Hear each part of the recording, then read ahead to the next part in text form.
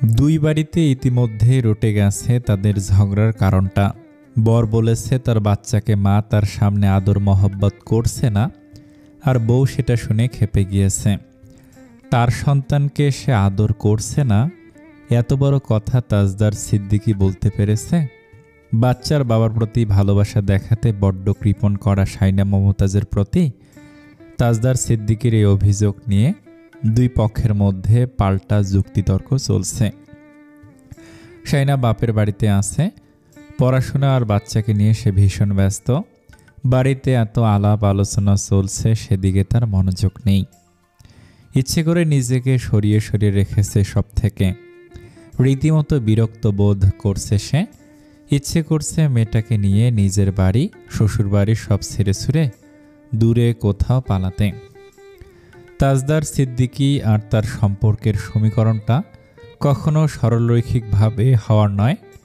এভাবেই হয়তো চলবে। ওই ঘটনার পর থেকে নিজ থেকে ফোন করেনি তাজদার সিদ্দিকীও না। তবে তাজদার সিদ্দিকী মেয়েকে দেখার জন্য ঠিকই ফোন করেছে। তিতলি বাবুকে দেখিয়েছিল, শাইনাকেও দেখাতে চেয়েছে ভাইয়ার আগ্রহ দেখে, কিন্তু শাইনার সামনে আসেনি। তারা দুজনে কেউ কাউকে আর কোনো অভিযোগ জানায়নি নিজেদের ব্যাপার নিয়ে। কিন্তু দুই বাড়ির লোকের ঘুম হারাম, তারা নিজেরাই তর্ক বিতর্ক করে চলেছে ব্যাপারটা নিয়ে। শাইনা এখন মনে হচ্ছে বেশি আবেগ দেখিয়ে মা দাদির সামনে কেঁদে ফেলাটা উচিত হয়নি। শাহিদা বেগম অবশ্য নিজের মেয়েকেই বকেছেন, পরের ছেলেকে কি দোষ দেবেন। বলেছেন ছেলেটা চায় তার সামনে তার মেয়েটাকে একটু আদর কর, এটা তো ভুল কিছু বলেছে। মা হয়ে গেছিস, এখনো এটুকু বুঝিস না। অপরদিকে রওশনারাও তাজদারকে বকাঝকা করার পর বলেছে, তোমরা বাপ চাচারাও এভাবেই চিন্তা ভাবনা না করে কথা বলে ঝামেলা বাড়াতে ওস্তাদ ছিল, তুমিও তাদের মতোই হয়েছ। তিনি তাজউদ্দিন সিদ্দিকীর ১৪ গোষ্ঠী টেনে কথা বলতে লাগলেন তাজউদ্দিন সিদ্দিকীর সামনে। তাজউদ্দিন সিদ্দিকী অবাক হয়ে বললেন, এখানে আমার গোষ্ঠী কি দোষ করলো বলো তো? তাজদার আর শাইনা দুজনেই মায়ের বকুনি খেয়ে আপাতত চুপচাপ আছে। তাদের মুখ থেকে আর কিছু শোনা গেল না। দুই বাড়ির লোকজন একটু শান্ত হয়েছে। তাসনুভা বাড়ি ফিরলে বাবুকে নিয়ে যায়, ঘণ্টাখানেক ওই বাড়িতে রাখে, তারপর কান্নাঘাটি করলে আবারও নিয়ে আসে। তিতলি কিছুক্ষণ পর ওই বাড়িতে আসা যাওয়া করছে, শাইনার সাথে একসাথে পড়ছে, আবার খাওয়া দাওয়া ওখানেই করে ফেলেছে। ওর সরল মনা, শাইনা খেতে বললে ফেরায় না।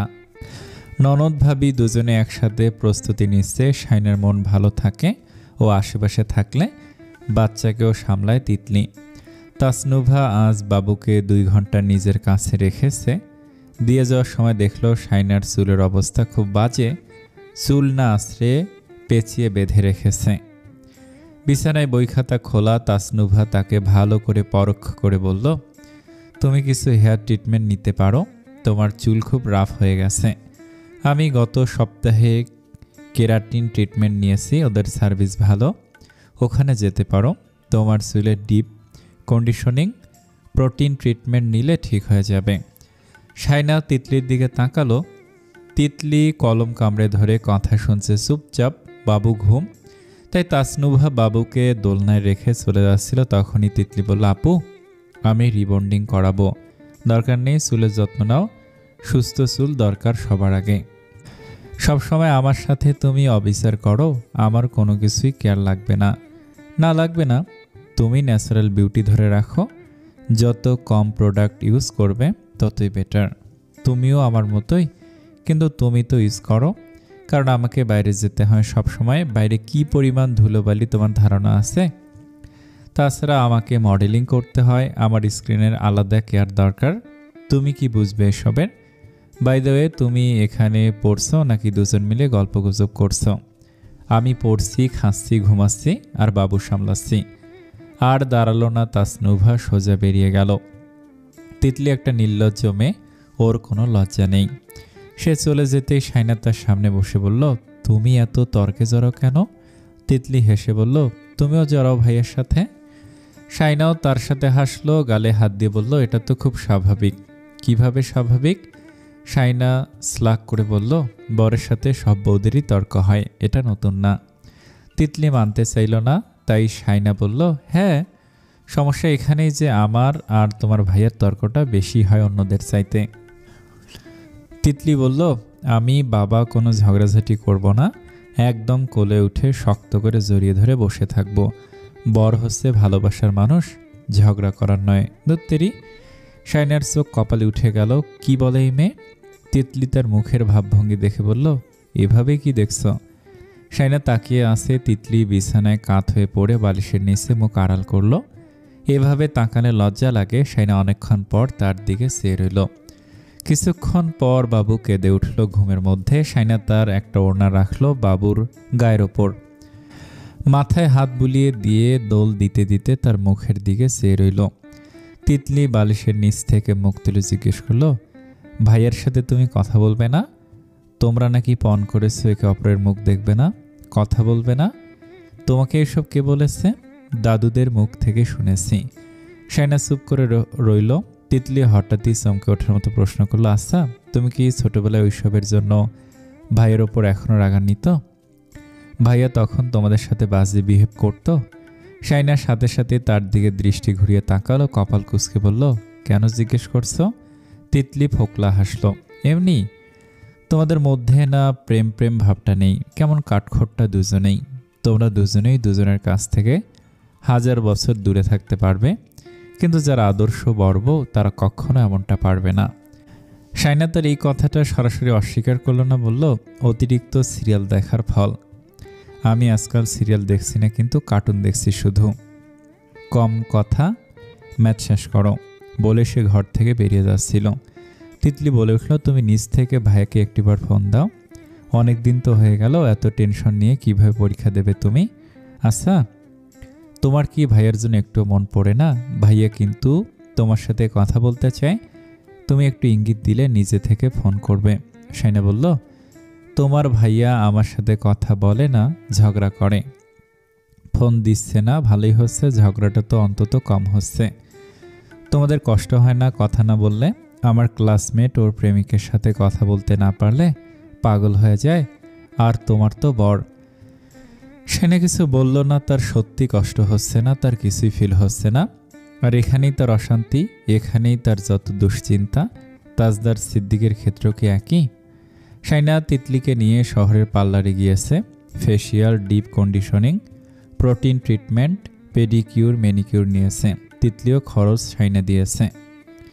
তাজদার সিদ্দিকি প্রতি মাসে তার অ্যাকাউন্টে 200 পাউন্ডের মতো পাঠায়।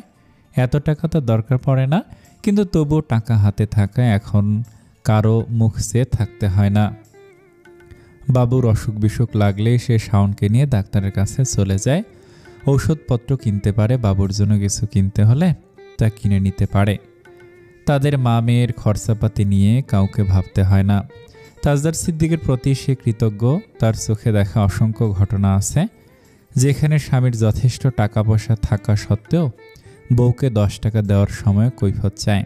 আলহামদুলিল্লাহ, তার স্বামী এমন হয়নি, তাকে কারো দ্বারস্থ হওয়ার মতো সিচুয়েশনে রাখেনি। কিন্তু শাইনার মন থেকে এখনও অনেক দুশ্চিন্তা যায়নি, তাই সে অতিরিক্ত অপ্রয়োজনীয় খরচ করতে চায় না। সেদিন মাকে 1000 টাকার ভাঙতি করে দিয়েছিল, পরদিন আবার নিয়ে ফেলেছে। সে কত টাকা তার পেছনে, তার বাবুর পেছনে খরচ করছে তা লিখে লিখে রাখছে। বাকি টাকা জমা থাকছে অ্যাকাউন্টে। তাজদার সিদ্দিকী যদি কোনো দিন কখনো হিসেব চেয়ে বসে কিংবা তার পরিবার এই ধরনের চিন্তাভাবনা মাথায় আসায় শাইনার যদিও নিজেকে ছোট মনে হচ্ছে, কিন্তু সে চাইলেও মন থেকে ভয়টাকে তাড়াতে পারছে না। তাজদার সিদ্দিকীর সব কিছুর ওপর তার অধিকারের সত্যতা সম্পর্কে সে এখনও নিশ্চিন্ত নয়, কারণ স্বামীর খেয়ে পড়ে আবার পরে খোটা শুনে হজম করতে পারার শক্তি আল্লাহ তাকে দেয়নি। খোটা দিলেও তার কিছু করার থাকবে না, কিন্তু সে জানে না সেদিন তার মনের অবস্থা কীরূপ হবে। বাবুর 40 দিন পার হতেই শাইনা শ্বশুরবাড়িতে চলে এসেছিল। কদিন পরই শুরু হলো তার পরীক্ষা। এতদিন পার হয়ে যাওয়ার পরও তাজদার সিদ্দিকীর সঙ্গে সে কথা না বলে থেকে সেটা পুরোপুরি সত্য নয়। তারা কথা বলেছে, তবে সেই কথোপকথন সীমাবদ্ধ ছিল বাবু পর্যন্ত। আলোচনার বিষয় ঘুরে ফিরে বাবু কেমন আছে, বাড়ির সবাই কেমন আছে, এই পর্যন্তই। ছোট ছোট সংলাপ, সংযত, নিরাসক্ত। তাজদার সিদ্দিকীর কথায় আগের সে রসবোধ, রসিকতার ছোঁয়া পাওয়া গেল না। সম্বোধনও পরিবর্তন। শুধুই শাইনা, মমতাজ শব্দটা সে ভুলেও মুখে আনে না। কথার ধরন হয় ঠিক এমন, শাইনা, আমি মাগরিবের পর ফোন দিলে একটু রিসিভ করতে হবে। কিছুক্ষণ পর ফোন দিচ্ছি, বাবুকে ভিডিও কলে দেখতে চাই। বাবু কি ঘুম? বাবু জেগে? বাবু খেয়েছে? বাবুর এই প্রবলেম সলভ, ওই প্রবলেম সলভ, এইটুকুই। স্বামী স্ত্রীর একান্ত কোনো মিষ্টি কথা, কোনো অন্তরঙ্গতা এই কথোপকথনের ভিড়ে আর জায়গা পায়নি। অবশ্য শাইনা এর বাইরে আর কোনো কিছু ভেবে দেখেনি। এমনই তো হয়, বাচ্চা হওয়ার পর স্বামী স্ত্রীর আবার আলাদা সময় কিসের? অন্তত যে স্বামী স্ত্রীর সম্পর্ক তাজদার সিদ্দিক আর শাইনা মমতাজের মতো অমীমাংসিত। পরীক্ষা শুরু হতেই শাইনাকে শাহিদা বেগম আবারও বাড়িতে নিয়ে এসেছেন। পরীক্ষা চলাকালীন শাইনার তিরিক্ষি মেজাজটা আরও খেয়াল করলেন শাহিদা বেগম। কিছু বললেই চেঁচামেচি করে দরজা বন্ধ করে মেয়েটাকে নিয়ে বসে থাকে। আশেপাশের লোকজন বলল কেউ তাবিজ করেছে কিনা দেখে গিয়ে, নইলে বিয়ের আগে এই মেয়ের চেঁচামেচি তো দূর, গলার আওয়াজ পর্যন্ত শোনেনি। পরীক্ষা দিতে যাওয়ার সময় এক একটা ঝামেলা বাঁধিয়ে তারপর বিরক্ত মুখে ঘর থেকে বের হয়। শাহিদা বেগম নিজেই যান নাতনিকে নিয়ে মেয়ের পরীক্ষা সেন্টারে। কি যে কষ্ট দুধের বাচ্চা সামলানো, ভয়ে বলতে পারেন না। আর কিসের পড়ালেখা? এই পড়ালেখার জন্যই তো জামাইয়ের জন্য এত মনোমালিন্য হয়েছিল এক সময়, তাই ভয়ে কিছু বলেন না। মেয়েটা কেমন যেন হয়ে গেছে ইদানিং, ভালো কথা বললেও তেলে বেগুনে জ্বলে ওঠে। শাইনা আধ ঘন্টা পর পর হল থেকে বেরিয়ে এসে বাবুকে খাইয়ে যায়। মেয়ের কান্না শুনলে পরীক্ষার খাতায় ওর আর কলম চলে না। খাইয়ে আসার পরও যখন কাঁদে, তার উপর পরীক্ষার প্রশ্ন হয় কঠিন, তখন তার ইচ্ছে করে হাত পা ছেড়ে বসে কাঁদতে। তার এই কষ্টের কথা কে শুনবে মন দিয়ে? এত একা লাগে কেন নিজেকে? নিজেকে এত একা কখনো মনে হয়নি তার। এখন মনে হয় সে একা, তার মতো একা আর কেউ নেই পৃথিবীতে। পরীক্ষা তখন আর একটা বাকি ছিল। তাজদার সিদ্দিকী বাবুর সাথে কথা বলার জন্য তাসনুভাকে দিয়ে একটা বাটন ফোন কিনে পাঠিয়েছে এই বাড়িতে। ছোট্ট পাতলা একটা মোবাইল সেট, যাতে বাবু সেটাকে হাত দিয়ে ধরতে পারে। অ্যান্ড্রয়েড ফোন ভারী হয়, সে হাত দিয়ে ধরতে চাইলেও পারবে না। এই বাটন ফোনটা বাবুর কানের পাশে রাখলেই সে সেখান থেকে বাবার কণ্ঠ শুনতে পায়। এইটুকুনি একটা মেয়ে, দূর দেশি একটা মানুষ, যার কোলে সে জন্মের পর একবারও ওঠেনি, যে তাকে কখনো স্পর্শ করতে পারেনি, তার কণ্ঠে আম্মু ডাক শুনলেই সে চোখ বড় বড় করে তাকায়, হাত পা নাড়িয়ে দিয়ে সিলিংয়ের দিকে চেয়ে থাকে। শাইনার এত কান্না পায়, তখন চিৎকার করে কান্না করতে ইচ্ছা করে। এর কারণ কি? কারণ অনেক খুঁজেছে সে। কারণ হিসেবে সে যা খুঁজে পেয়েছে তা ছিল ছোট্ট বাচ্চা মেয়েটাকে সে হিংসে করছিল। মেয়ের সাথে কথা বলা শেষ করে তাজদার শাইনাকে ফোন দেয়। এখন একটা নিয়ম হয়েছে, অফিসে যাওয়ার আগে একবার, ঘুমোতে যাওয়ার আগে সে শাইনার ফোনে কল দেয়। পরীক্ষা কেমন চলছে, শরীর কেমন, তারপর নীরবতা, নয়তো কথা বলার অজুহাত খোঁজা। শাইনা তখন নিজ থেকে ফোন রেখে দেয়। মা, দাদিমা কেউ কিছু বোঝাতে এলে সে চিৎকার করে ওঠে, ওই লোকের হয়ে যে কথা বলবে তাকে খুন করব, শয়তানের দল সব কয়টা। সাবরিনা শাহিদা বেগম আর দাদিমাকে বকে, কিছু একটা তো হয়েছে ওর, ওকেই সমাধান করতে দিন, আপনারা ওকে আর জ্বালাবেন না। শাওনা এখন তার সাথে হিসেব করে কথা বলে। মাঝে মধ্যে শাওন যখন একটু হাসি খুশি থাকে বলে, পকুনি তোর পোকা কমেছে। শাইনা তখন আরও জ্বলে ওঠে। আফসার সাহেব তো মেয়ের সামনে আসেন না, নাতনিকে কোলে না নাড়ালে কখন না জানি বলে বসে, তোমাদের জন্য আমার জীবনটা শেষ হয়ে গেল। আনিস মায়ের মুখ থেকে রোজ সব শোনে। সেদিন খেতে বসে সে আর চোখে ছোট বোনটার দিকে তাকালো। ওর কি হলো আবার? ওকে তো বিয়ের আগে একবারও অশান্ত, রাগী, বদমেজাজি মনে হয়নি। শাইনা সেটা টের পেয়েছে। তার নিজেরও লজ্জা লাগছিল সবার সামনে চাহনি দেখে। সবাই তাকে কি ভাবছে কে জানে। সে নিজেকে ভালো রাখার চেষ্টা করছে। মেয়েকে নিয়ে তিতলি, তৌসিফ, শাওনকে নিয়ে ঘুরতে বেরিয়ে যাচ্ছে, ফাস্টফুড খাচ্ছে, দোলনায় চড়ছে, পার্কে যাচ্ছে, শুধু নিজেকে ভালো রাখার জন্য, কারণ মেয়েটার জন্য তাকে ভালো থাকতে হবে। কিন্তু সেদিন আচমকা বাবুর পাতলা পায়খানা হলো। তা দেখে রওশনারা বললেন সে ফাস্টফুড খেয়েছে তাই এমন হয়েছে। শাহিদা বেগমের নীরবতা রওশনারার অভিযোগকে সমর্থন জানালো। রওশনারা শাহিদা বেগম শুনিয়ে আরও বলে গেলেন, তাদের সে বড়লোক বাড়ির মেয়ে বউ করে নিয়ে গেল। মেয়েটা তাদের ছেলেটাকে শান্তি দিত, সম্মান দিত। তাদের ছেলের কপালের দোষ, তাই জেসে পড়ে পাশের বাড়িতে মরতে গিয়েছে। শাইনার আগে দুঃখে ক্ষোভে ফেটে পড়ে, সারা দিনভর কাঁদল। তাজদার সিদ্দিকও বাড়ির সবার সাথে ফোনের ওপর ফোন করেই যাচ্ছে। রাতে শাইনা ফোন রিসিভ করতে তাজদার বলল, আম্মু কথার কথা বলে ফেলেছে, আমি বলেছি এরকম কথা আর যেন না বলে, কান্না থামা প্লিজ।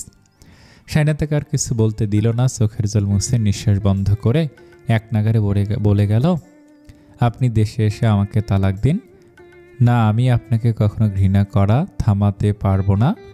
আপনার আর আপনার পরিবারের মনের মতো হতে পারবো, আমি এসব নিয়ে বাঁচতে পারবো না। দেশে এসে যত জলদি পারেন আমাকে মুক্তি দিন। এই সম্পর্কে আমার দম বন্ধ লাগছে, আমি আপনাকে কোনোদিন ভালোবাসতে পারবো না, ঘৃণা থামাতে পারবো না, চেষ্টা করেও লাভ নেই।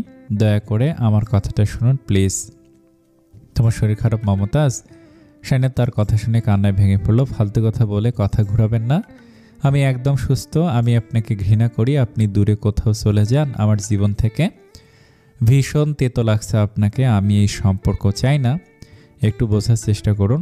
আমাকে দিয়ে এসব হবে না, আপনাকে আমি ভাবতেই পারি না, আপনাকে আমি ভাবতেই চাই না, আপনাকে এমনকি আপনার কোনো কিছু আমি আমার চারপাশে চাই না, আপনার নামটা পর্যন্ত আমি শুনতে চাই না। এবার বুঝে নিন ঘৃণার পরিমাণ কতটুকু, আর আমি আপনার কাছে কেন থাকতে চাই না। তাজদার আর কিছু বলল না। শাইনা তাকে থামিয়ে দিল, দেশে এসে সব সমাধান করে দিয়ে যান, কোনো সান্ত্বনা শুনতে চাই না। তাজদার বলল, ভিডিও কলে আসো একবার প্লিজ শাইনা। না, দেশে আসুন, বাকি কথা তখন। একবার আসো, শুধু একবার, আচ্ছা শেষবার প্লিজ। শাইনা ফোন রেখে দিল। ভোলা ভোলা চেহারাটা দেখিয়ে তাকে আবারও ফাঁসাবে, আর সে ফাঁসবে না। বাবু ঘুম থেকে জেগে উঠেছে, মায়ের কোল না পেয়ে কাঁদছে। শাইনা তার দিকে চেয়ে রইল। শাহিদা বেগম এসে দেখল মা মেয়ে একসাথেই কাঁদছে।